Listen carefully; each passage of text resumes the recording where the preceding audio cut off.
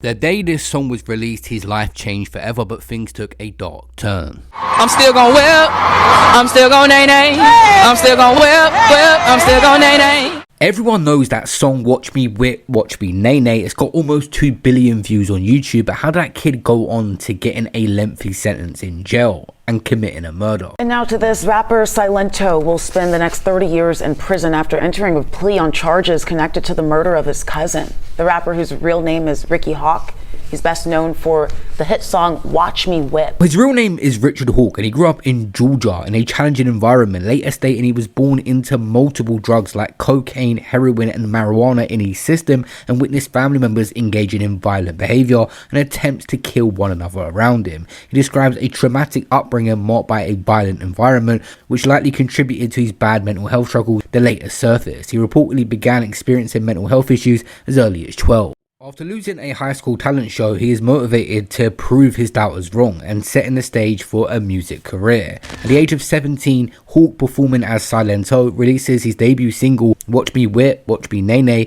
through Capitol Records. The song became a viral sensation, sparking a global dance craze. It peaked at number 3 on the US Billboard Hot 100 and 19 in the UK and number 1 on the Billboard Streaming R&B Songs chart. Everything was positive at this point. As often we see with young stars, things can take a dark turn. Do you ever get tired of whipping a nay-nay? I signed up for it. Really? 10 years down the road, when you're still whipping a nay-nay. I'm whipping a nay-nay until I be in my cat. I'm gonna whip a nay-nay in the sky. So what's life gonna be like after the whipping nay-nay? I mean, it's been so huge for you. Where do you see your career going after this? Right now, I don't even see the whip nay-nay. I'm looking beyond that. I was already doing that, but it's elasting, so I'm just holding on to it. Why? After that, more Silentó. And I know you got an EP coming out. Tell us about it. In December.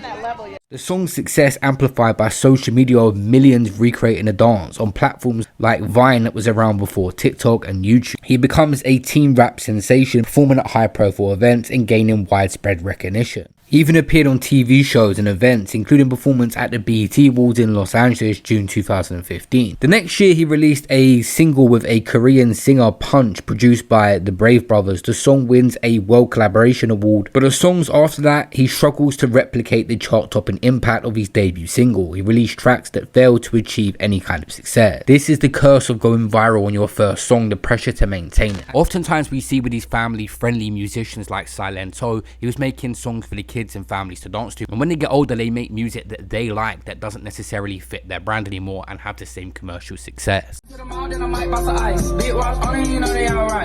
I do it, man, I can't think twice. I've been on my grind for a real long time. Never been the one with my hands stuck out. Mama never had another man in the house, so I was supposed to go to work before my time. And the troubles began as early as 2017. Silentó fails to appear at 2 scheduled performances in Dubai. The city imposes a travel ban, ordering him to forfeit his passport and pay back money in lost fees to that promoter. Silentó posts a crowdfunding link on Twitter called Free Silentó to raise funds to return to the US, highlighting early financial and professional mismanagement. In the end, we actually see a bizarre video of him sitting next to important people in that country trying to get himself free. This was actually uploaded onto his YouTube at a time when Dubai was trying to promote tourism, paint a positive image of the country. What's up, it's your boy Silentó. I want to thank Abdullah Al Hamidi, UAE government, and Al Ain court system for all their help, and everybody in Dubai. Shout out to all my fans in the UAE. I love you guys. Thanks for all your love and support from your boy Silentó. Let's go. Now watch me whip. Now watch me nay nay. Now watch me whip in UAE. In 2018, he releases his debut album, Fresh Out of High School, but the album does not achieve significant or commercial success, marking a huge decline in his musical mentor. The following year, in 2019, he appears on a Doctor's Talk show to discuss his struggles with depression, which he says he was never formally diagnosed with at the time, and he admits to fighting demons his whole life, indicating ongoing mental health challenges that began in childhood. I was never officially diagnosed with ADHD, but I still had to take these drugs. It got to the point where I got incarcerated and sent to juvenile. I created Silentó when I was like 16.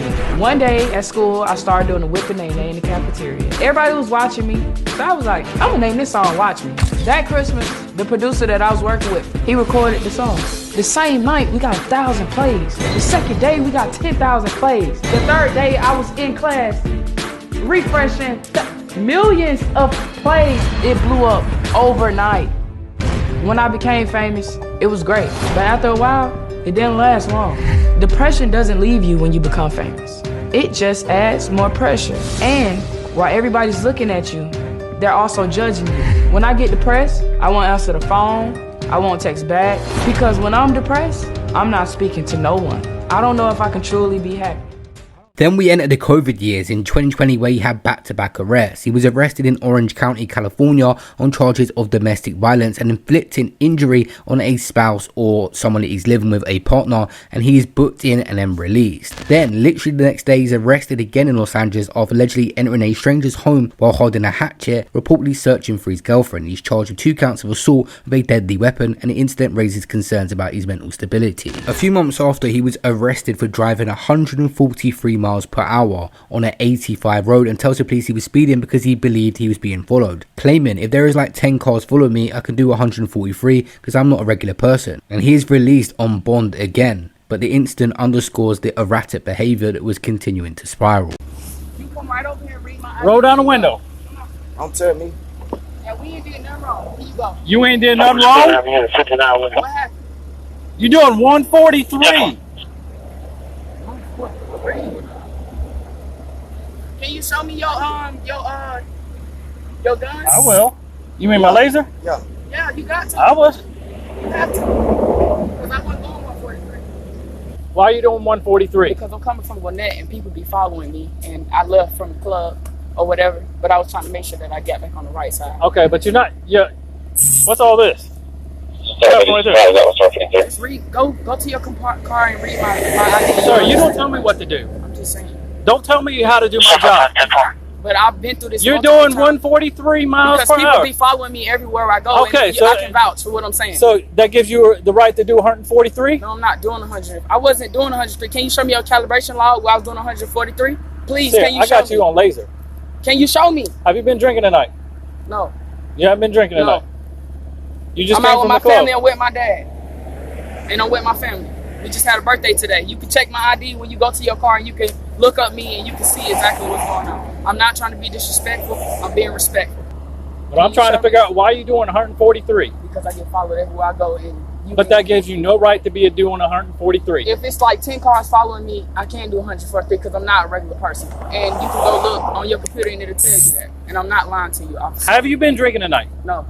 Has anybody been drinking tonight? No. I don't know his exact deal structure, but when someone comes from nothing and gets a large amount of money, they can develop a godlike complex where they can get away with certain things. That, along with mental health, he was pretty much saying to the police here that he should be allowed to drive way over the limit because he's not just a regular person. He had this differentiation between himself and others, which is obviously going to lead to many issues. Let me out.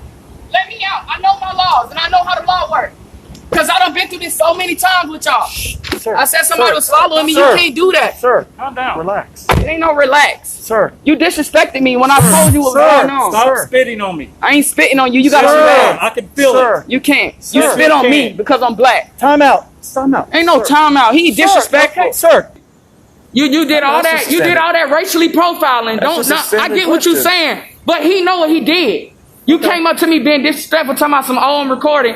So is you recording? You recording with the government how they use the satellite and they follow everywhere I go? Do you know about that? No, you don't. No, you don't. No, you don't. You don't know about how Donald Trump send me messages on my phone every day asking me to beg him to help him. You don't know about that, do you? No, you don't. No, you don't know about that. You don't know about that. So you can say whatever you want and turn your back on me all you want to because you was being racist and I heard what the fuck you said to me. The cab SWAT team? Yes. Alright, bring your lower half towards me. Keep your hands on the wall.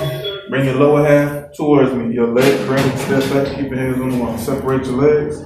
Bringing us on to January 21st, 2021. Silentó's cousin, Frederick, aged 34, is found dead in Georgia with multiple gunshot wounds to his face and legs. The police recovered 10 bullet casings at the scene, and security footage shows a white BMW SUV matching the vehicle Hawk was known to drive, fleeing the area at a high speed. A relative reports that Hawk had picked up his cousin from a friend's home shortly before the shooting. It's just after a week later that Silentó is arrested and charged with murder in connection to his own cousin's death. He reportedly admits to shooting him during a post-arrest interview with investigators. Bullet casings from the scene match a gun found on Silentó at the time of his arrest, and he was booked into a county jail without bond. His publicist Chanel Hudson issues a statement asking for prayers, noting that Silentó has been suffering immensely with a series of mental health illnesses and is seeking treatment. Despite this, a few days later his bail was denied. The county judge denied Silentó's request for a $25,000 bail, citing his mental health issues and history of not taking prescribed medication as a risk to the community,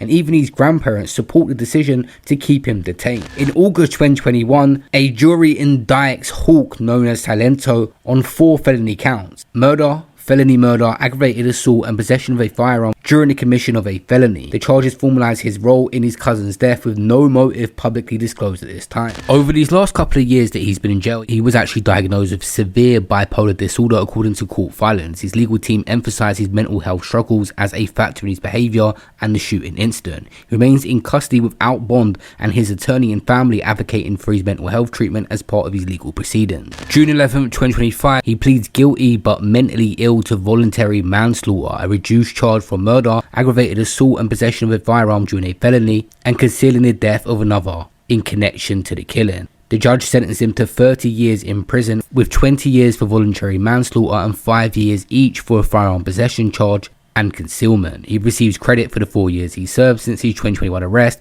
His attorney Keith Adams tells Billboard that Silentó in his right mind for the first time since the arrest and understands the gravity of the situation. Adam notes that the plea acknowledges his mental illness and that he gets placed in a facility equipped to treat his condition rather than a standard prison. The County District Attorney's Office, led by Sherry Boston, confirms the plea and the sentencing, noting video and GPS evidence along with Silentó's confession tied him to the crime. Then he is processed into the Georgia's Department of Corrections to begin his sentence. Records indicate he could be eligible for parole in 2051, depending on parole decision. Your mental health can catch up with you late on life. This guy had it all at his feet. He had the right people around him, guiding him to address him and get him the right therapy. He could have went a different direction. It was sad to see, and rest in peace to the victim in this story that lost his life. We have these situations where people that are young and come from poverty get a large amount of money and there's no one else around them that can relate. All they do is leech off them, and he spoke about this in an interview along with his mental health. It's clear this guy needed help for a long time, or at least to be guided by someone mature enough to help navigate his career and deal with everything that comes with it. His children always go through challenges, and I know I didn't hear from you for a little while. It's just like, okay, so you made me Nene 2015. I'm like catching all of it, and then boom, I don't hear nothing from you. This serves as a platform for our children to be able to learn and to be able to heal and to be able to talk about things that they all experience but we sometimes don't even talk about. So where were you? What happened, Baba? What happened? Talk to me. When I first started, I never had a manager. I started myself. Like, I created a concept to go viral on the internet. Like, I really broke the internet. And I signed to a label. It's a law where I'm from. If you're under 18, we don't have no say-so. Before my family got involved with my hit, it was already hit for like a whole year. Okay. So I was trying to figure out what I was supposed to be doing with the hit. Okay, I work hard to make it. Okay, I got it right. Now everybody wants it from me. Okay, so at that point, if my family didn't believe in me, they ain't had nothing to do with it. The music career is a part to play in this because he could not replicate the success and that initial buzz he got from Watch Me Whip, Watch Me Nene. This guy had a lot of trauma from childhood he's already dealing with, and obviously family members probably switched up as well once he got the money and done him dirty throughout his career, thinking the money was going to last forever.